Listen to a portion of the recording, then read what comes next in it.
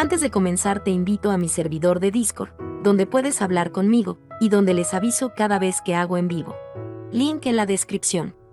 También te recuerdo que ya hemos terminado de leer varias novelas como Mushoku Tensei, El héroe del escudo, Honsuki, El ascenso de un ratón de biblioteca, y Re:Zero. Si deseas ver alguna de estas novelas, podrás encontrarlas en la sección de podcast del canal, donde cada lista tiene todos los capítulos de la novela en orden. Por último, no olvides dejar tu like al video, y ahora sí, comencemos con este podcast, donde revisamos novelas ligeras, o sea novelas del anime, mientras juego algo Chidori. Arco 9, capítulo 42, Rompiendo tu corazón. Oh Dios, oh Buda, oh Señor Odo Laguna. Juro que nunca abrazaré un juguete de peluche por el resto de mi vida. Parte 2. En el momento en que su rodilla golpeó su barbilla, los pensamientos de Roy Alphard se precipitaron como un relámpago.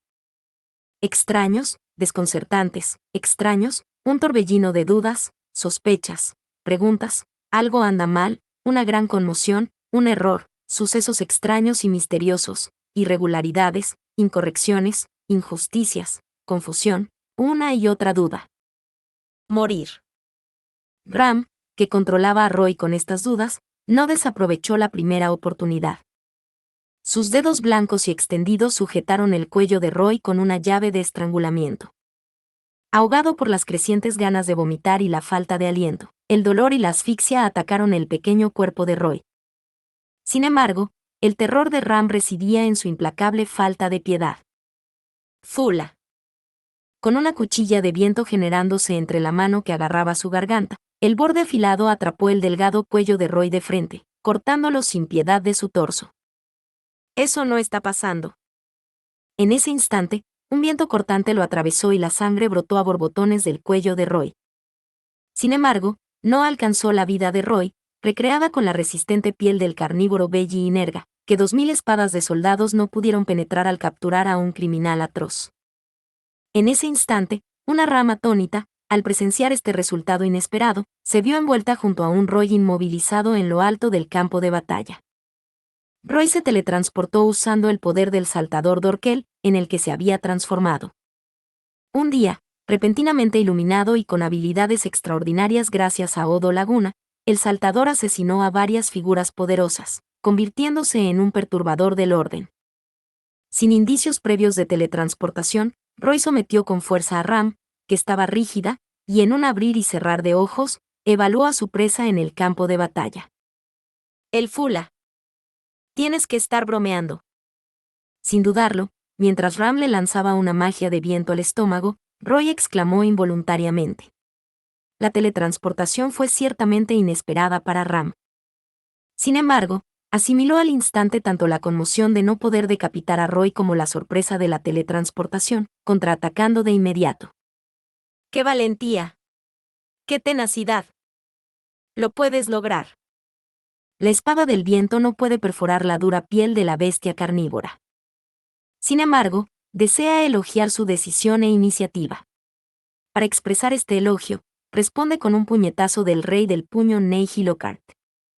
El golpe que ha aplastado las cabezas de muchos enemigos fuertes en la isla de los gladiadores, si hubiera caído sobre el delicado cuerpo de Ram, este se habría destrozado y habría desaparecido. ¿Perdiste de vista a Ram? Ojos inútiles. Una voz inesperada, la presencia de Ram, quien debería haber desaparecido, apareció repentinamente tras él, y Roy, por reflejo, lanzó un golpe de rey del puño sin mirar, fallando. Como por arte de magia, sintió una presencia arriba y recibió una patada en la nuca, cayendo al suelo. ¡Ah, qué hermoso!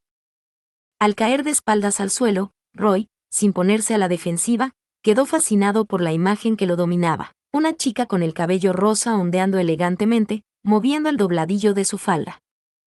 Roy se estrelló contra el suelo sin protección. El impacto en la espalda le provocó dolor en todo el cuerpo, pero no le importó.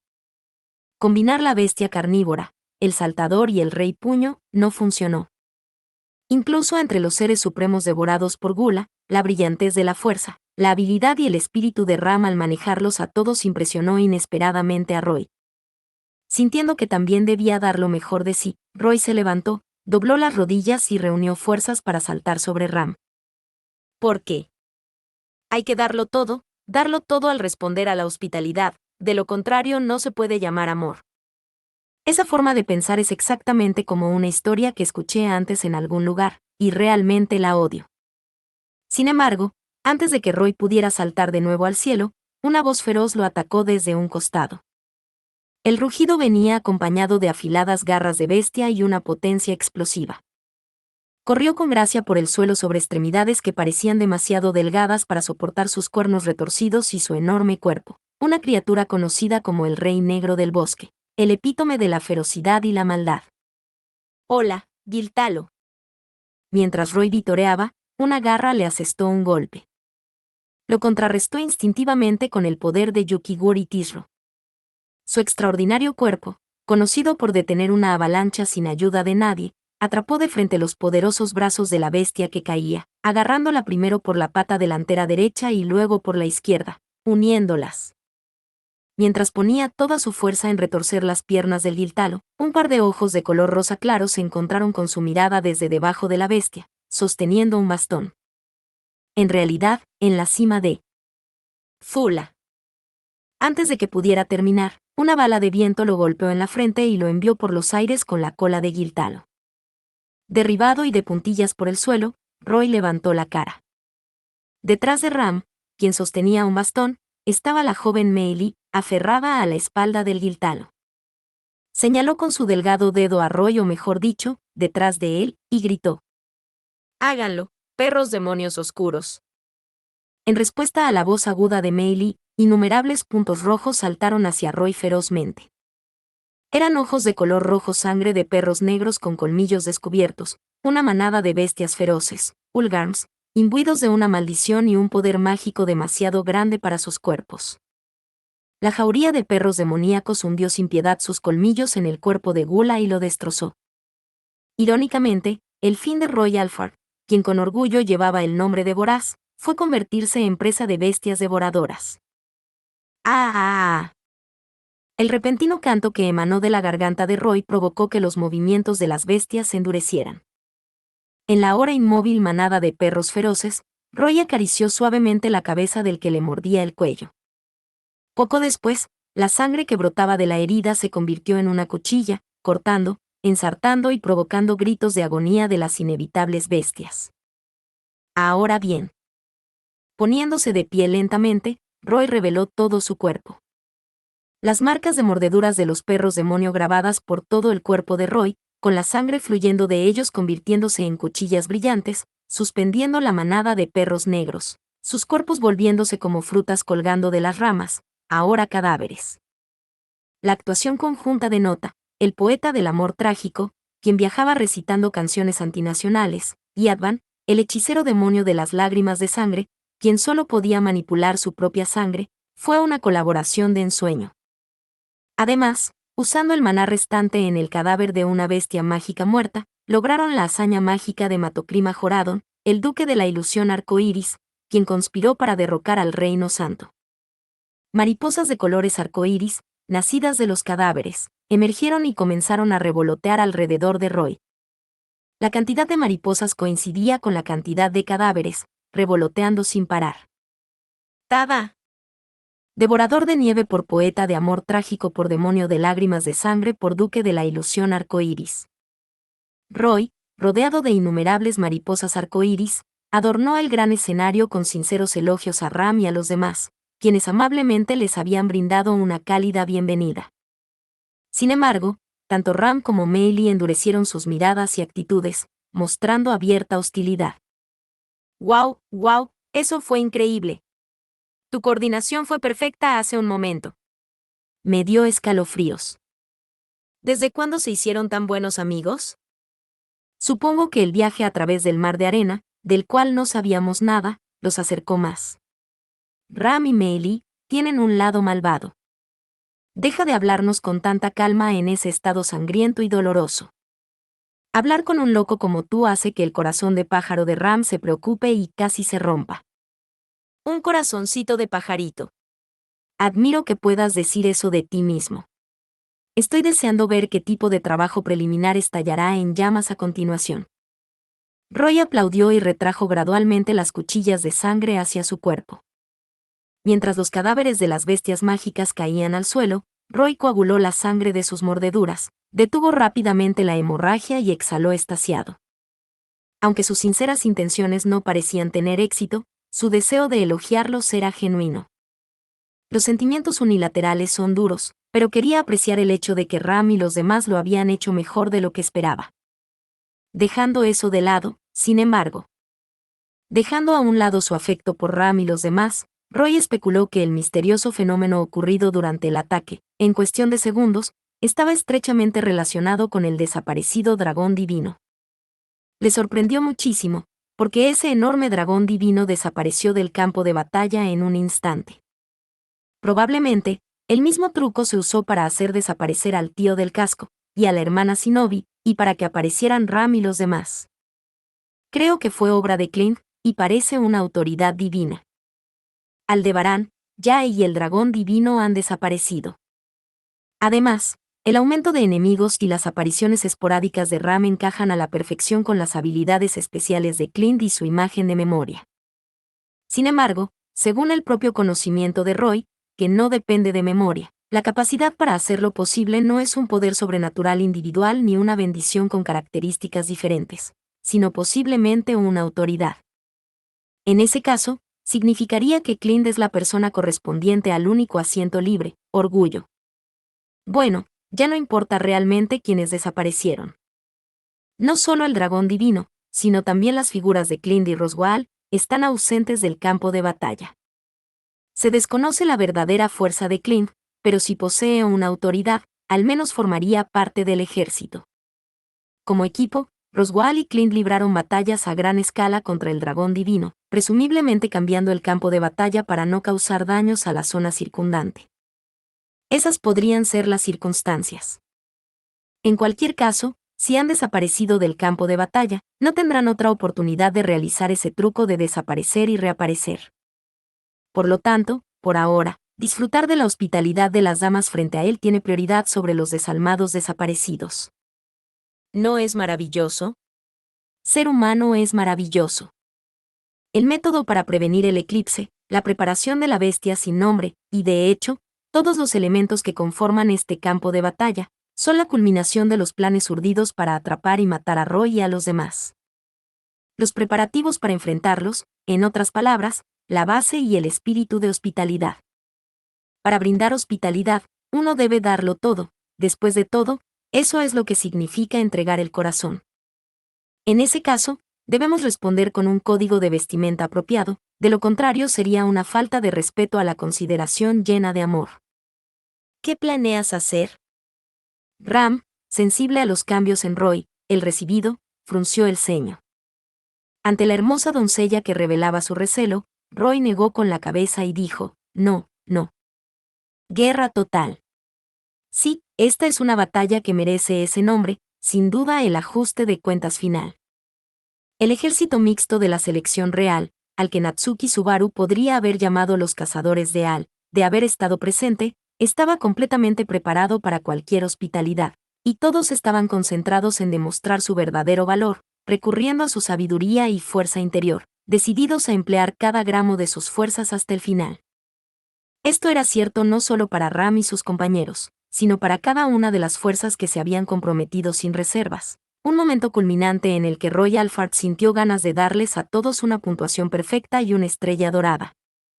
La única mancha que empañaba esta estrella no estaba en el bando enemigo. Estaba en el suyo. Con el rabillo del ojo, vio la imagen de un hombre pelirrojo, Heinkel, abandonado en el mismo campo de batalla que Roy, agachado patéticamente mientras la sangre goteaba de su nariz. Aunque es imprudente hablar desde la perspectiva de la gula, la evaluación que Roy hace de Heinkel no es del todo negativa.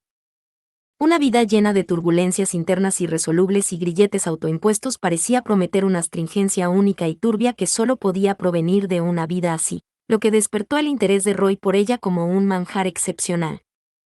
Sin embargo, esta curiosidad dependía de que el plato principal no quedara eclipsado por su olor o apariencia, y actualmente, Heinkel ni siquiera estaba a la altura desde la perspectiva de la gula. Por muy suntuoso que sea el banquete, se arruina si hay un plato con basura encima. Incluso para alguien catalogado como el gourmet, tener un elemento que pudiera arruinar la determinación unificada de todos los que luchaban sus vidas en el campo de batalla era insoportable.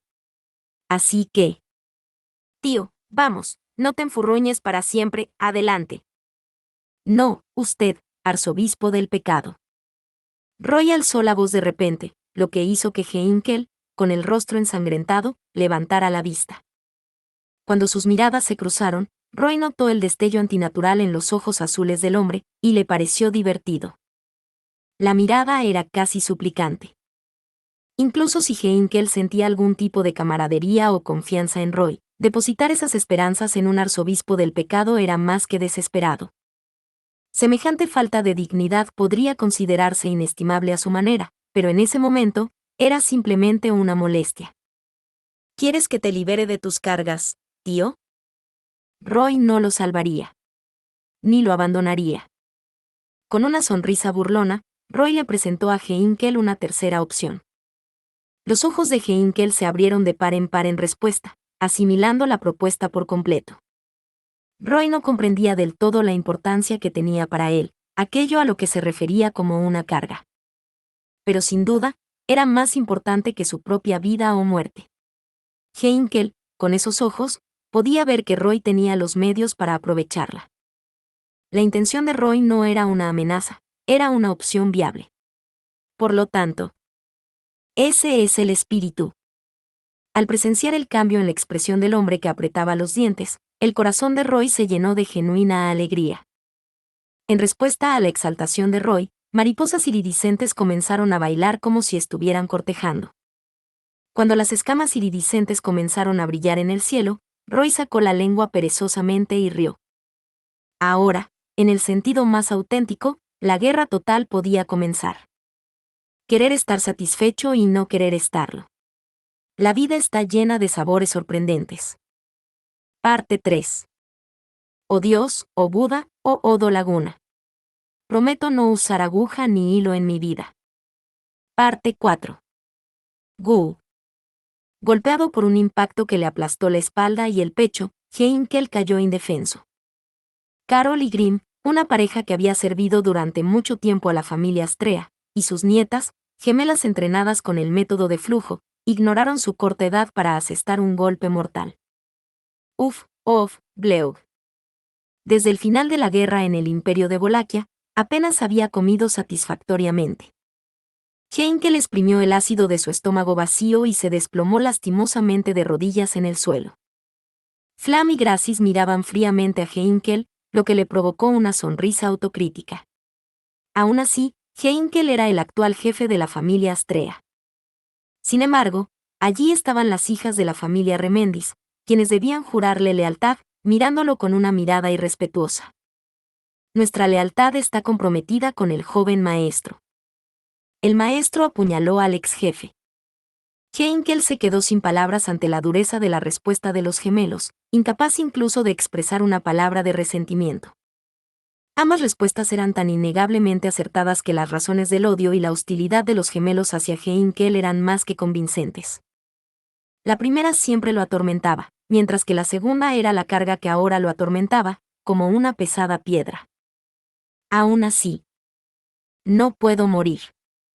Las palabras pronunciadas con los dientes apretados podían interpretarse de dos maneras.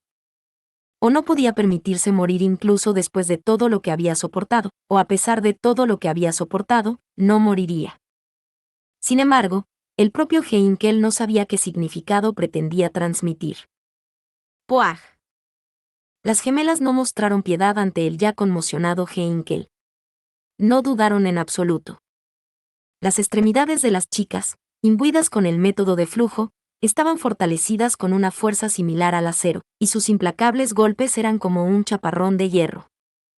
Flam y Gracis atacaron con perfecta coordinación desde todas las direcciones, arriba, abajo, izquierda, derecha, adelante y atrás, dejando a Heinkel sin otra opción que proteger sus partes vitales con su espada y resistir el implacable ataque. La técnica de flujo, pensándolo bien, fue algo que Heinkel nunca dominó por completo. Era una habilidad de combate que muchos espadachines y guerreros de primera línea empleaban inconscientemente, pero, incluso tras aprenderla metódicamente, Heinkel nunca logró perfeccionarla por completo para el combate real. ¿Acaso Flam y Gracie solo tenían 12 años? A pesar de haber pasado más del doble de su edad entrenando, la técnica de flujo de Heinkel estaba muy por debajo de la de ellas. Si hubiera podido resignarse a considerar la falta de talento, quizás una de las 100 agonías de Heinkel se habría aliviado. Maldita sea. El golpe de espada que blandió para disuadirlo fue rápidamente esquivado por los gemelos con una simple mirada de comprensión. Percibieron hábilmente que el golpe carecía de intención y se dirigió a todos sus puntos vitales, desde el codo hasta el costado y el cuello. Sus huesos crujieron y la sangre goteó de su boca, produciendo solo bilis.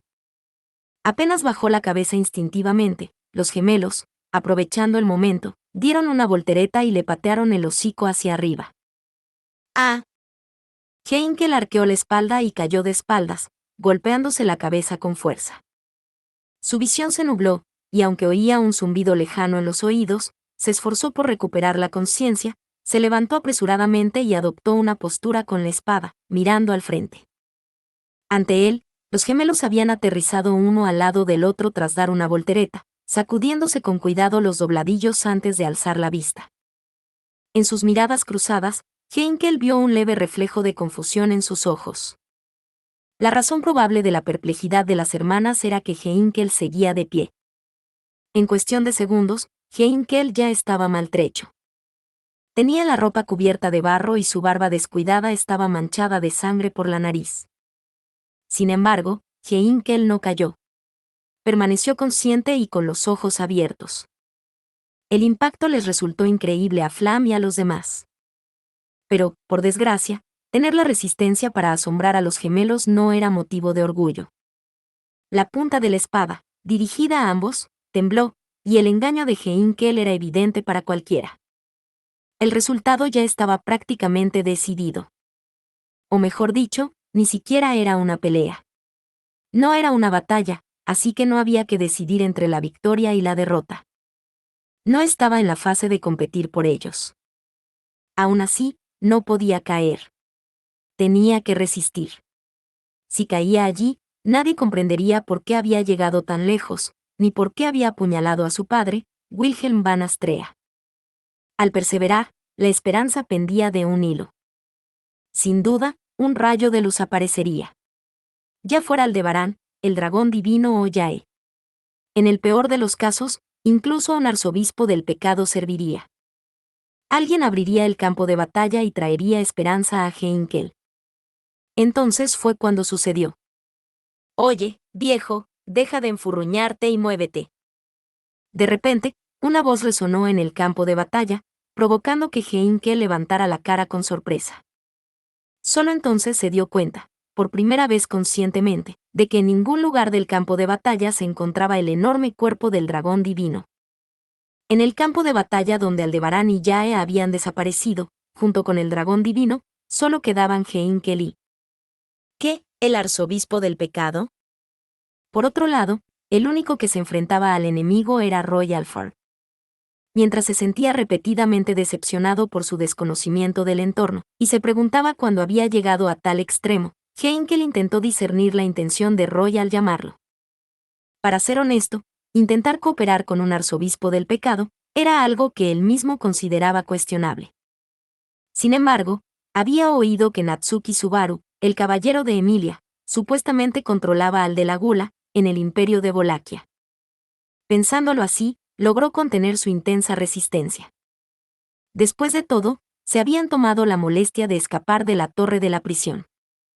El arzobispo del gran pecado seguramente tampoco deseaba la muerte. Incluso siendo un oponente despreciable, si sus objetivos eran los mismos, podría haber espacio para unir fuerzas. ¿Quieres que te libere de tu carga, anciano? Sin embargo, las palabras que siguieron traicionaron directamente las expectativas de Heinkel. No fue ni una oferta de ayuda ni una súplica de ayuda. Fue un arrebato terriblemente inapropiado y egoísta. ¿En qué demonios está pensando? ¿Entiende la situación actual? No había ningún Aldebarán que abriera un camino con su poder incomprensible, ningún dragón divino, la criatura más fuerte, ni nadie como Yae, una maestra de los trucos y el acoso. Con solo el débil, frágil e impotente Heinkel y el criminal de naturaleza malvada Roy aquí, ¿qué sentido tenía crear un abismo entre ellos? No, no fue que se creó un abismo. El abismo ya estaba allí. Existía una brecha insalvable, un precipicio que no se puede salvar, un agujero absoluto de aislamiento, y ahora lo entendía claramente. ¿Qué pasa ahora que lo entiende? ¿Qué pasa con lo que dijo? Ahora que entendió el significado de sus palabras, ¿qué hará Heinkel? ¿Liberar a Heinkel de su carga? ¿De esta carga que ya se ha injertado en el alma de Heinkel? Eso no se permitirá ni se perdonará. Ese es el espíritu. La voz de Roy, que sonaba genuinamente divertida, no llegó a oídos de Heinkel. Levantándose con un movimiento fantasmal y oscilante, Flam y Gracis, frente a él, tensaron ligeramente las mejillas, intercambiaron miradas silenciosas y asintieron. Entonces, querido maestro, prepárese. Le daremos todo lo que tengamos. Sintiendo que los repetidos ataques a medias parecen contraproducentes, siente que la tensión de los gemelos se agudiza a su alrededor. Como era de esperar, un golpe poderoso está a punto de llegar. En cuanto se da cuenta, Flam y Gracie se lanzan al suelo y se lanzan directamente hacia Heinkel. No, no directamente. Ya. Sincronizando sus voces y movimientos, los gemelos desgarraron la tierra con una patada y la lanzaron hacia adelante. La tierra desgarrada se abalanzó sobre él, cubriendo su campo de visión. Heinkel la partió en dos con su espada. Como no era una persona ni una vida, Heinkel no dudó en cortar simples objetos. Sin embargo, más allá de la tierra desgarrada, a la vista, Flam y los demás no eran visibles. En cambio, los gemelos se acercaron a Heinkel por ambos lados y, sin piedad, le introdujeron su ataque más veloz bajo los brazos. Ir. Fue, sin exagerar, un golpe contundente que hundió los puños de las gemelas hasta la muñeca en Heinkel. Las costillas de Heinkel se rompieron, asestando un golpe directo a los órganos subyacentes. Mientras la sangre brotaba con una fuerza tremenda, le escupió profusamente por la boca, casi perdiendo el conocimiento. Pero no se desmayó. Lo resistió. No solo resistió, sino que apretó los dientes, se retorció y agarró con fuerza los brazos de las hermanas que se le clavaban. Ah. Esto es malo. Haciendo muecas de dolor por la fuerte presión en sus muñecas, Flam y Gracis intentaron golpear con la mano y el pie libres que Heinkel no había sujetado, golpeándolo repetidamente como una tormenta de acero. Sin embargo, Heinkel no soltó los brazos que había sujetado. No era algo que buscara obtener, pero lo que distinguía a Heinkel de los demás era su extraordinaria dureza, y probablemente esta era la mejor manera de utilizarla. A pesar de estar gravemente golpeado, se aferró a sus oponentes. Un contraataque rudo y sencillo, propio de Heinkel Astrea, que desafiaba la imagen ideal de un espadachín. Ah.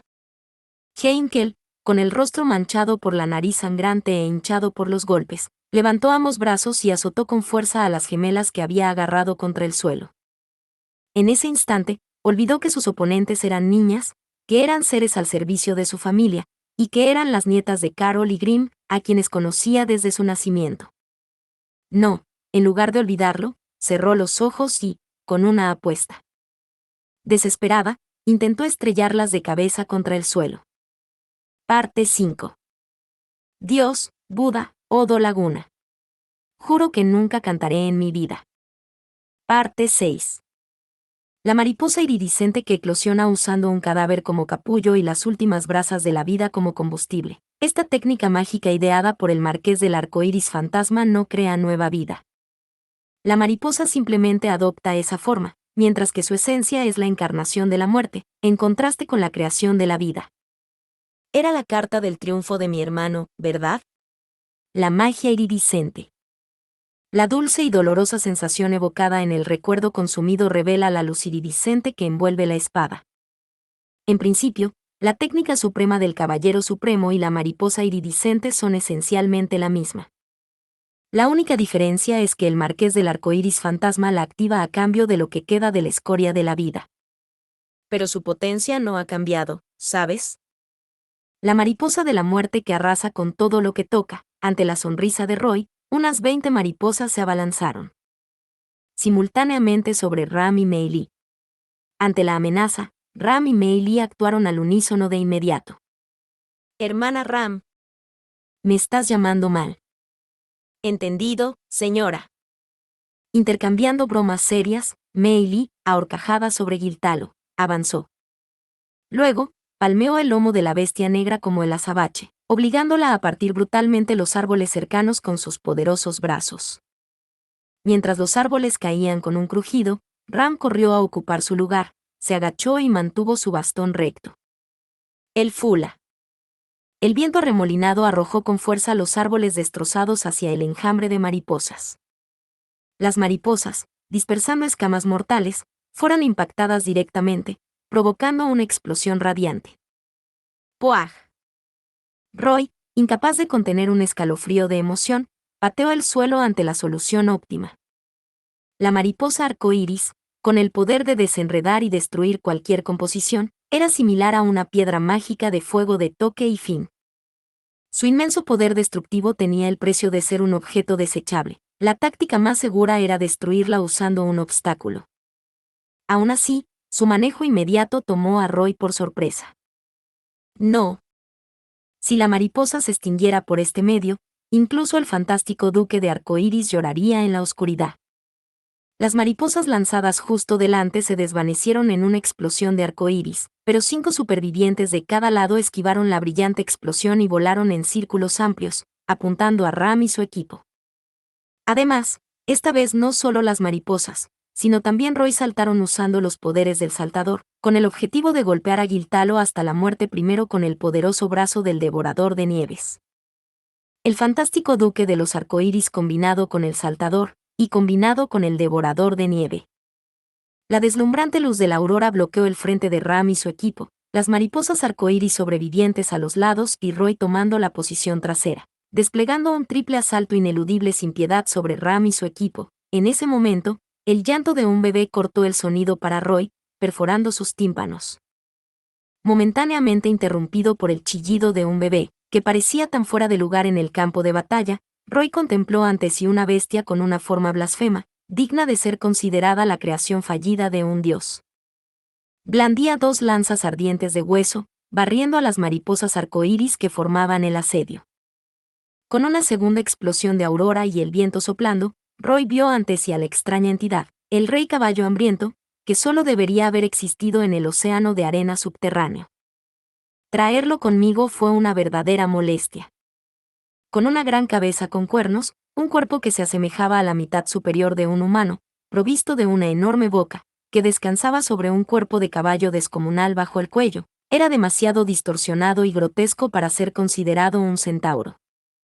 El Giltalo que Mei Li había montado momentos antes, había sido intercambiado por el rey caballo hambriento. Esa verdad trastornó los pensamientos de Roy. El Gran Consejo de la Memoria buscaba respuestas. Los temas abordados incluían la verdad de los acontecimientos que ocurrían ante él, cómo afrontar el peligro inminente y la reacción adecuada ante los impactantes hechos, todo ello con una mezcla de urgencia. Justo antes de seleccionar el tema de mayor prioridad. ¿Qué eres, con esa tonta cara de cerdo?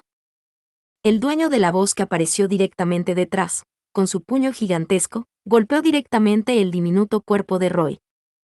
Tras recibir un golpe en la espalda, el cuerpo de Roy salió volando sobre las cabezas del rey caballo hambriento y Mei Li. Roy, que se deslizaba por el suelo más rápido que la aurora en explosión, clavó una mano en la tierra para detenerse, giró el cuerpo al aterrizar y realizó movimientos acrobáticos para recuperar la postura, obligando a su enemigo a abandonar la persecución. En el campo de visión de Roy, estaba Mei Li, encima del rey caballo hambriento, la figura gigante de un hombre cerdo con un traje negro que apareció junto a ella, y Ram que ahora estaba en una posición claramente diferente a la anterior. La aparición de un nuevo enemigo y las inexplicables tácticas de intercambio en un instante fueron el resurgimiento de posibilidades que deberían haber sido descartadas. No, no fue eso. Debido a sus recuerdos, estaba atrapado en preconceptos innecesarios. Asumió que este intercambio instantáneo era el resultado de una autoridad, específicamente del poder de Clint. Por lo tanto, pensó que no había necesidad de ser cauteloso en el campo de batalla después de que Clint desapareciera con el dragón divino. Pero, si eres padre, no deberías ponerle la mano encima a los niños.